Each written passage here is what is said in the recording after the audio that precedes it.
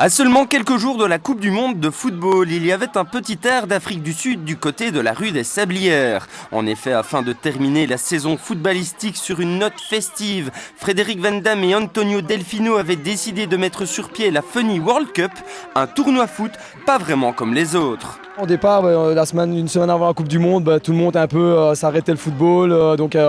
Le samedi, à part les footballeurs, on s'ennuyait un petit peu entre guillemets. Donc on avait contacté quelques joueurs, fait un petit match entre nous et beaucoup ont répondu présent dès le départ. Donc on s'est dit, vu le nombre, on va faire un genre de petit tournoi.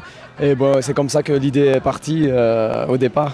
En tout, 24 équipes de 5 joueurs représentant chacune une nation avaient pris part à la compétition. Une formule originelle qui, pour une première, a connu un vif succès. Il y avait 6 groupes de 4 équipes, donc il y a quand même 24 équipes. Chacun jouait 3 matchs au matin, on faisait un classement du 1er au 4e.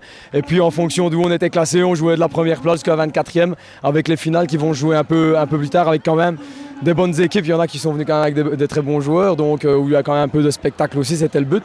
Et voilà. Parmi celles-ci, on retrouvait quelques têtes connues du futsal Carolo, dont Christian Vavadio, le plus portugais de tous les Congolais. Christian, je ne savais pas que vous étiez portugais. Moi non plus, je ne le savais pas jusque ce matin. Et donc voilà, en arrivant ici, j'ai appris que j'avais la nationalité portugaise. Apparemment, ça a été fait pendant la nuit hier. Donc voilà quoi. Eusebio, Ronaldo, Vavadio, c'est un peu les mêmes origines donc. Oui, c'est un peu les mêmes origines, sauf que j'ai un peu plus de talent qu'eux. Mais bon...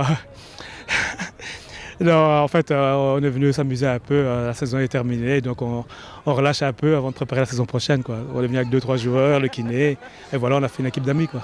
Ouais, c'est une belle journée, et pour le sport, c'est tout simplement génial. C'est magnifique, il fait super bon, il y a énormément de monde, et donc c'est vraiment un tournoi réussi, et espérons que ça va continuer comme ça, quoi.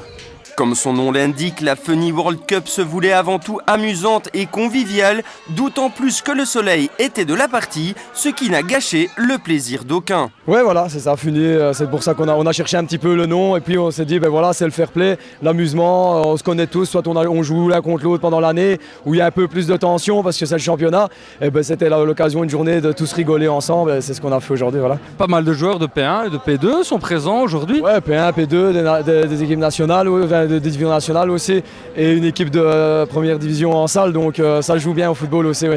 Vous avez essayé de faire ça à la perfection avec les hymnes nationaux, les drapeaux, les porte-drapeaux. Oui, c'est ça. Maintenant, tant qu'à prendre ce nom-là, il y avait le bon temps hier ou la semaine quand on a commencé à arranger le stade. Donc on dit on va mettre un peu de couleur, d'ambiance, la musique, les hymnes nationaux pour les enfants qui sont là. Les petits, eux, aiment bien et ils portent les drapeaux, donc ils sont contents aussi. C'était surtout pour les enfants, ça. Bref, la réussite était au rendez-vous pour cette première édition de la Funny World Cup. D'ailleurs, les organisateurs ont hâte de rééditer l'événement. On espère, on verra si ça se passe comme ça et qu'il y a une bonne ambiance et que l'année prochaine, on a toujours les installations ici parce qu'il faut aussi des installations pour faire ça et qu'on arrive à ressembler tout le monde et que les autres ont passé un bon moment et qu'ils reviennent. On essaiera de refaire ça l'année prochaine, première semaine de mois de juin, oui.